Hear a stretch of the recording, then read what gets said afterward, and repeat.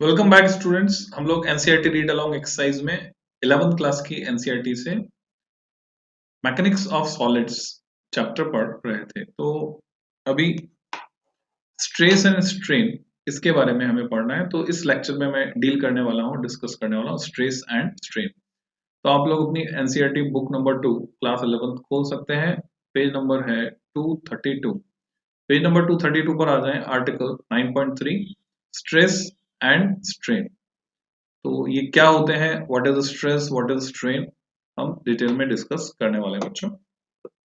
तो आपने mental stress का नाम तो सुना ही है।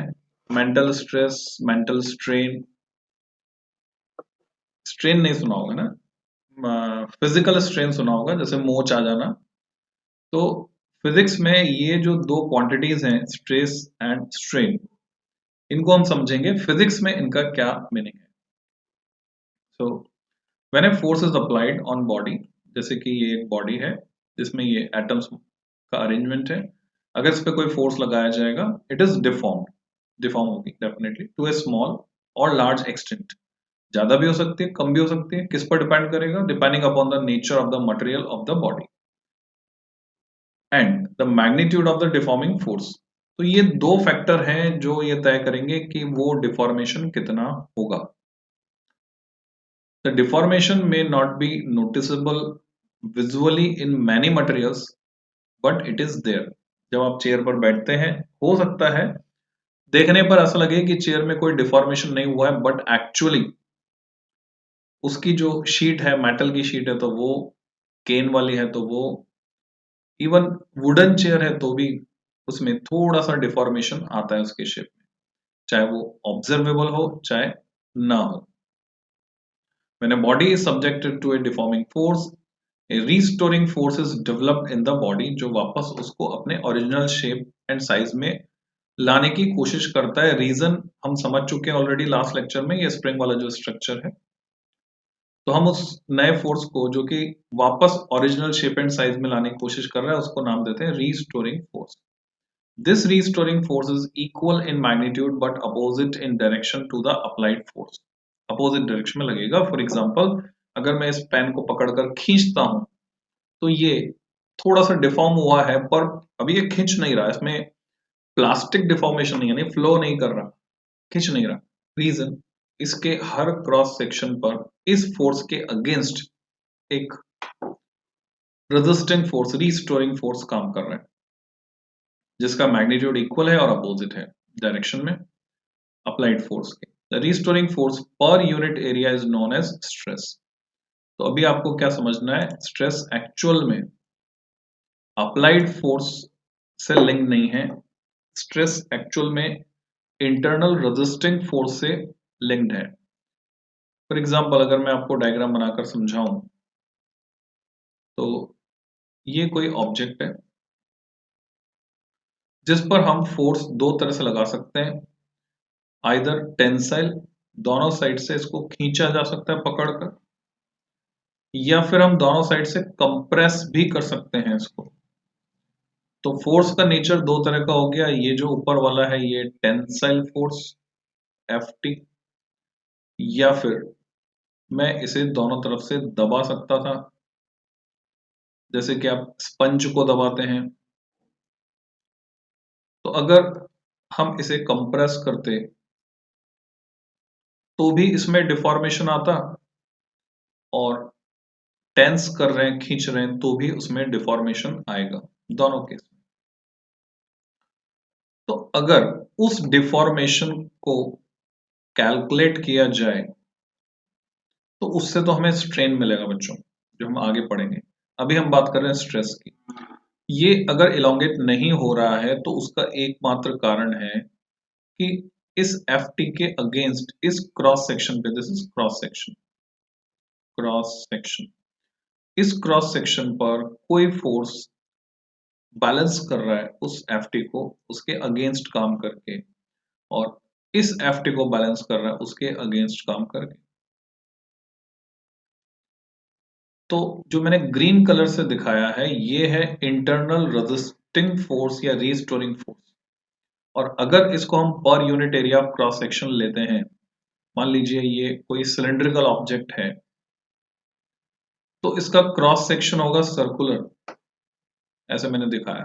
अगर इसका क्रॉस सेक्शनल एरिया ए है और ये जो फोर्स लग रहा है वो एफ है, तो एफ अपॉन ए, इसको हम स्ट्रेस कहेंगे, जिसको हम दिखाते हैं सिंबल सिग्मा से। स्ट्रेस को सिंबल सिग्मा से दिखाते हैं, और भी सिंबल है, सिग्मा भी एक सिंबल है। This restoring force is equal in magnitude but opposite in direction to the applied force. The restoring force per unit area is known as stress. ये बहुत सिंपल सी डेफिनेशन है, पर इसमें कई बार कंफ्यूज हो जाते हैं लोग, ये भूल जाते हैं रीस्टोरिंग फोर्स। सो रीस्टोरिंग फोर्स या हम टर्म यूज कर सकते हैं internal resisting force. If F is the force applied and A is the area of cross section of the body, तो स्ट्रेस का मैग्नीट्यूड F अपॉन A के बराबर हो गया है। पर आपको समझना है F जो आप लगा रहे हैं वो वाला नहीं, कौन सा वाला, जो बॉडी रेजिस्ट करने के लिए लगा रही, इंटरनल रीस्टोरिंग। ऐसा यूनिट ऑफ स्ट्रेस देखेंगे तो न्यूटन पर मीटर स्क्वायर, जिसको हम पास्कल में नाप सकते हैं, जो प्रेशर के इक्विवेलेंट है। आप समझते हैं इस चीज को। डायमेंशनल फॉर्मूला ml-1t-2 कैसे आया, सिंपल है। अगर आपको फोर्स का डायमेंशनल फॉर्मूला पता है, नहीं पता है तो एम ए से निकाल सकते हैं। सो डायमेंशंस ऑफ स्ट्रेस, जिसको मैं सिग्मा से दिखा रहा हूं, ये होगा dimensions of force upon dimensions of area. और अभी जैसे मैं वैल्यू रखता हूं, ऊपर तो आ गया ml-t-2, ये फोर्स की डायमेंशन, नीचे आ गया एरिया L2। तो हमें डायमेंशंस मिलती हैं स्ट्रेस की, जो कि प्रेशर की भी होती है, ml-1 t-2। These are dimensions of stress. There are three ways in which a solid may change its dimension. तीन तरीके से उसकी जो लंबाई, चौड़ाई और मोटाई है उसको बदला जा सकता है। When ये डायमेंशन अलग है बच्चों और ये डायमेंशन अलग है, this is dimensions of physical quantity, ये डायमेंशंस उसकी लंबाई, चौड़ाई, मोटाई की बात कर रहे हैं। When an external force acts on it, these are shown in figure 9.2। तो 9.2 में हम देखते हैं किस तरह से बदला जा सकता है। In figure 9.2a, a cylinder is stretched by two equal forces। तो 9.2 को हम उठा लेते हैं वहां से, जिससे साइमल्टेनियसली यहाँ पर के रेफरेंस में हम डिस्कस कर पाए। So here is figure 9.2।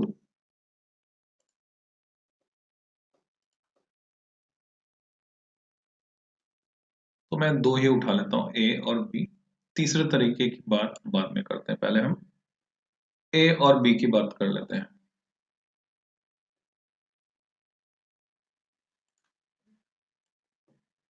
मैंने 9.2 को वहां से उठाया, यहाँ पेस्ट किया, और अब हम साइमल्टेनियसली इसके रेफरेंस में बात कर पाएंगे।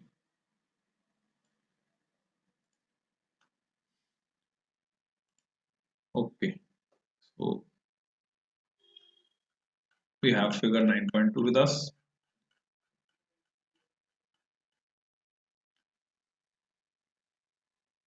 In figure 9.2, a cylinder is stretched by two equal forces applied normal to its cross sectional area। ये देखिए खींचा जा रहा है सिलेंडर को। The restoring force per unit area in this case is called tensile stress। यहां पर अगर मैं क्रॉस सेक्शन वाइज बात करूं, तो किसी क्रॉस सेक्शन पर जो इंटरनल रेजिस्टिंग फोर्स लगेगा, उसको अगर हम पर unit area of cross section of cylinder count करें अगर, तो उसी की बात हम कर रहे हैं। उसको क्या बोलेंगे हम, उसको बोलेंगे बच्चों टेंसाइल स्ट्रेस। तो this is tensile stress. If the cylinder is compressed, अगर इसका रिवर्स अपोजिट डायरेक्शन में फोर्स लगाया होता, तो हम उसको कहते हैं कंप्रेसिव स्ट्रेस। तो दो तरह की स्ट्रेस से आप फैमिलियर हो गए। टर्मिनोलॉजी क्या है, tensile stress and compressive stress. Tensile और compressive stress can also be termed as longitudinal stress. अब ये टर्मिनोलॉजी कहाँ से आई बच्चों? लॉन्गिट्यूडिनल। लॉन्गिट्यूडिनल बच्चों, 3 टर्म से और आपको फैमिलियर होना है। 3 डायरेक्शन की मैं बात कर रहा हूं। देखिए, जो डायरेक्शन होती है along the length, along the length, तो अलोंग द लेंथ डायरेक्शन को हम बोलते हैं longitudinal. This is longitudinal, along the length. इसके परपेंडिकुलर जाते हैं, ऐसे भी जा सकते हैं, और इसके परपेंडिकुलर ऐसे भी जा सकते हैं। तो 2 डायरेक्शंस हैं जो लॉन्गिट्यूडिनल के परपेंडिकुलर हैं। इनको रिस्पेक्टिवली हम कह सकते हैं ट्रांसवर्स डायरेक्शन और लेटरल डायरेक्शन। अगर मैं इसको ट्रांसवर्स कहता हूं, जो कि लेंथ के परपेंडिकुलर है इस तरह से, तो इसको ट्रांसवर्स कहता हूं, तो मैं इसको कहूंगा लेटरल। और अगर मैं इसको ट्रांसवर्स कहता हूं, तो मैं इसको कहूंगा लेटरल। ये समझने की बात है बच्चों। तो transverse and lateral are interchangeable, interconvertible. एक दूसरे में हम उनको बदल सकते हैं, ट्रांसवर्स और लेटरल को, पर लॉन्गिट्यूडनल अलग है। तो लॉन्गिट्यूडनल अलोंग द लेंथ काम करते हैं कंप्रेसिव एंड टेंसाइल स्ट्रेस, इसलिए उनको हम लॉन्गिट्यूडनल स्ट्रेस कह सकते हैं। पर यहाँ बात कर रहे हैं हम स्ट्रेन की, तो स्ट्रेन क्या है वो समझते हैं। टेंसाइल और compressive stress can also be termed as longitudinal stress. और उसके बाद हम बात करते हैं, in both the cases there is a change in length of the cylinder. या तो कम हो जाएगी कंप्रेसिव के केस में, या तो बढ़ जाएगी टेंसाइल के केस में।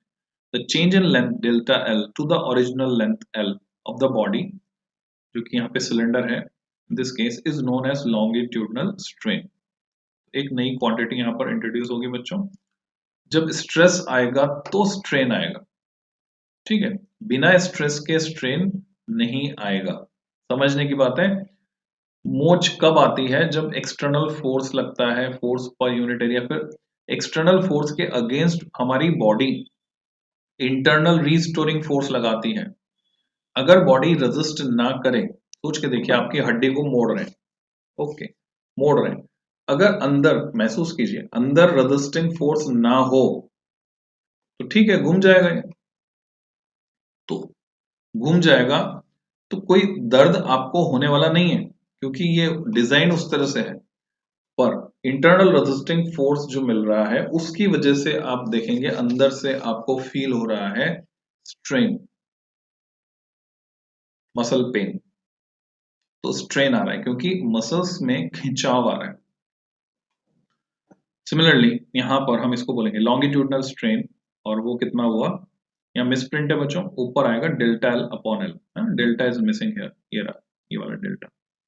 However, if two equal and opposite deforming forces are applied parallel to cross-sectional area of the cylinder, as shown in figure 9.2b, तो हम 9.2b की बात कर रहे हैं। ये हमने 2 फोर्सेस लगा दी, equal and opposite deforming forces, जो कि सरफेस के पैरेलल काम कर रहे हैं, पैरेलल। कई बार होता है ना कि आपको कोई चीज खिसकानी है, खिसकानी है, तो हम टेंजेंशियल फोर्स लगाते हैं।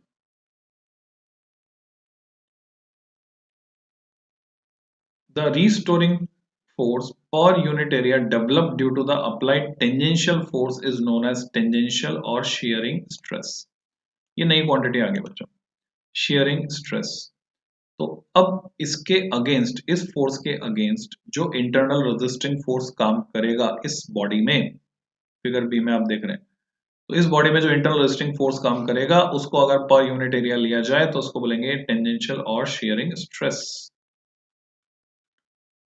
इससे आगे अगर हम बात करें, डायग्राम का बचा हुआ हिस्सा भी उठा लेंगे अभी। रॉबर्ट हुक के बारे में डिटेल दी गई है इस ब्लू बॉक्स में। जानकारी के लिए आप पढ़ सकते हैं कि उनका जन्म हुआ जुलाई 18, 1635 में, फ्रेश वाटर जगह थी।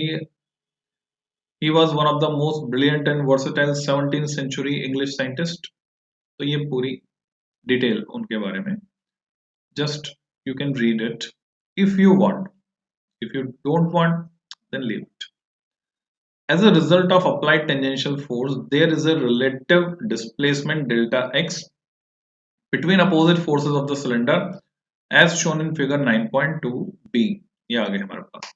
तो ये जैसे मोटी किताब होती है बच्चों, मोटी किताब, उस पर ऐसे फोर्स लगाओ, ऐसे फोर्स लगाओ, तो उसका जो क्रॉस सेक्शन अभी तक रेक्टेंगल था वो क्या बन जाता है, वो रेक्टेंगल से कन्वर्ट होकर बन जाता है पैरेललोग्राम। मोटी किताब पर अगर आपने टेंजेंशियल फोर्स लगाया, ये मोटी किताब थी, रामायण, गीता, महाभारत मोटी किताब, आप देखेंगे इंजीनियरिंग में आगे, मेडिकल में आगे मोटी मोटी किताबें पुस्तकें आपको पढ़नी होंगी। तो यहाँ हमने फोर्स लगाया, इधर इस तरफ, इधर इस तरफ। तो ऐसे सिचुएशन में इसका जो क्रॉस सेक्शन है वही चेंज हो जाएगा। मान लो मैं इसको परफेक्टली रेक्टेंगल मान लूं, so due to application of this force, what will happen, due to application of this force, it will become a parallelogram। ये आगे चले जाएगी साइड, ये इधर खिंच जाएगी। तो यहाँ हम ये नापना चाहते हैं तो इसको हम एंगुलर टर्म्स में नाप सकते हैं, थीटा के टर्म्स में, कि कितने अमाउंट से ये डिस्प्लेस हो गया। This amount is delta x, जो कि आप फिगर में देख रहे हैं। So this is delta x. As a result of applied tangential force, there is a relative displacement delta x between opposite faces of the cylinder as shown. The strain so produced is known as shearing strain. तो shear stress के corresponding shearing strain, longitudinal stress के corresponding longitudinal strain। तो हमने दो तरह के stress, दो तरह की strain पढ़ी, and it is defined as the ratio of relative displacement of the faces delta x to the length of the cylinder। ऐसे हम उसको define करते हैं shear strain को। तो यहाँ ऊपर आएगा डेल्टा एक्स, नीचे आएगा एल, यहाँ फिर मिसप्रिंट है, आप यहाँ डेल्टा बना लीजिए। तो डेल्टा एक्स अपॉन एल, अगर इस ट्राइंगल में देखा जाए, एक राइट एंगल ट्राइंगल है, तो राइट एंगल ट्राइंगल में tan थीटा के बराबर है। फिर theta is the angular displacement of the cylinder from the vertical original position of the cylinder. Theta बहुत छोटा होता है, usually theta is very small, so tan theta is nearly equal to angle theta. Practically इसको आपको समझना चाहिए, अगर अभी तक आपने नहीं करके देखा तो देखें। Sine theta and tan theta, इनकी वैल्यू निकालें। आप क्या करें, टेबल देखें या कैलकुलेटर से निकालें। Sine 10 degree, tan of 10 degree, 12 degree तक भी देख सकते हैं आप। ये जो वैल्यू आएगी वो एग्जैक्टली सेम होगी जो 10 डिग्री की वैल्यू होगी रेडियन में। जब रेडियन में कन्वर्ट करते हैं, हमें पता है 180 degree equal to pi radian. So 10 degree equal to pi upon 180 into 10 radian. अब ये जो वैल्यू आएगी बच्चों, पाई की वैल्यू 3.14 रखकर, और यहाँ जो वैल्यू आएगी, ये अगर x है तो ये भी x होगी और ये भी x होगी। यानी स्मॉल एंगल्स के लिए tan थीटा, sin थीटा सब बराबर हो जाते हैं, थीटा के बराबर हो जाते हैं रेडियन में। तो theta is very small, theta 10 degree for example, there is only 1% difference between theta and tan theta, मामूली अंतर देखने मिलेगा। It can also be visualized when a book is pressed with the hand and pushed horizontally as shown। अब press क्यों किया है? Friction gain करने के लिए, तभी आप फोर्स लगा पाएंगे। बिना दबाए आप फोर्स नहीं लगा पाएंगे, क्योंकि फ्रिक्शन होता है, न्यूटन्स लॉज ऑफ मोशन में आपने पढ़ा था, mu times N, coefficient of friction into normal reaction. So what will happen, shearing strain tan theta equivalent theta। In figure 9.2d एक और तरह की स्ट्रेस की बात की गई। वो येलो वाली बॉल देखी होगी आपने, स्टायरोफोम बॉल बोलते हैं उसको, जो स्माइली वाली बॉल आती है पीले कलर की, उसको आप इजीली हाथ में ग्रैब करके दबाते हैं। जब ब्लड डोनेट करने जाते हैं तो भी वो आपको बॉल पकड़ा दी जाती है। तो 9.2d is solid sphere placed in the fluid under high pressure, fluid के अंदर ले जाना है, is compressed uniformly on all sides, सभी तरफ से उस पे फोर्स लगता है, क्योंकि लिक्विड इक्वल फोर्स लगाता है, इक्वल प्रेशर लगाता है। ये हम पास्कल्स लॉ पढ़ेंगे आगे। The force applied by the fluid acts in perpendicular direction at each point of the surface and the body is said to be under hydraulic compression। तो उसको बोलेंगे हाइड्रोलिक कंप्रेशन। ये भी एक तरह का प्रेशर है बच्चों। This leads to decrease in its volume without any change of its geometrical shape. Spherical रहेगी और कंप्रेस हो जाएगी, छोटा स्फेयर बड़े स्फेयर से छोटे स्फेयर में कन्वर्ट हो जाएगी. The body develops internal restoring forces, तो अपोज करेगी, that are equal and opposite to the forces applied by the fluid. The body restores its original shape and size when taken out. पानी से बाहर निकाल लेंगे तो वापस ही साइज और शेप में आ जाएगी. द अभी कोई भी और दूसरा फ्लूइड भी हो सकता है.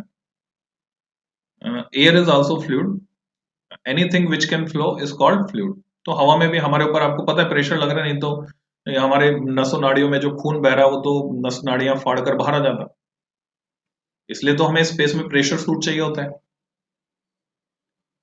The internal restoring force per unit area in this case, अगर उसको कैलकुलेट किया जाए, इज नोन एज, उसको बोलेंगे हाइड्रोलिक स्ट्रेस. तो नई तरह का स्ट्रेस आ गया हाइड्रोलिक स्ट्रेस, या इसको हम कभी कभी नॉर्मल स्ट्रेस भी कह देते हैं क्योंकि 90 डिग्री पर काम कर रहा है. And in magnitude is equal to the hydraulic pressure. Hydraulic pressure के बराबर होगा, तो स्ट्रेस और प्रेशर बराबर हो गए, applied force per unit area. और इसके करस्पॉन्डिंग जो स्ट्रेन डेवलप हो रही है, the strain produced by A hydraulic pressure is called volume strain. Volume strain क्यों कहा, क्योंकि वॉल्यूम में चेंज आ रहा है, इसलिए volume strain. And is defined as the ratio of change in volume delta V to the original volume. अभी यहाँ delta missing है, वो आप लगा लीजिए. Since the strain is a ratio of change in dimension to the original dimension, it has no units और dimensional formula. तो strain कैसी क्वांटिटी है बच्चों, यूनिटलेस, डायमेंशनलेस.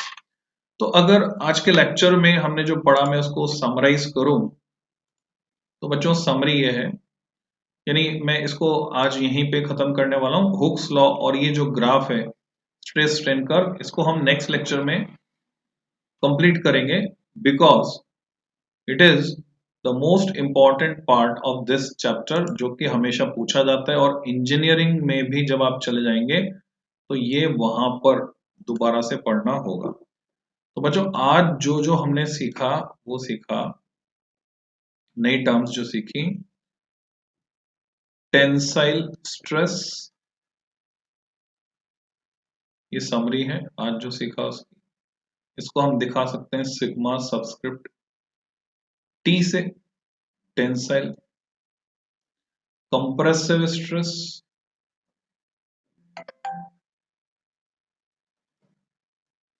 और कंबाइंडली कंप्रेसिव स्ट्रेस को मैंने दिखाया सिग्मा सबस्क्रिप्ट सी से. कंबाइंडली इनको बोलते हैं लॉन्गिट्यूडनल स्ट्रेस, यानी सिग्मा सबस्क्रिप्ट एल, क्योंकि लॉन्गिट्यूडनल डायरेक्शन में काम करते हैं.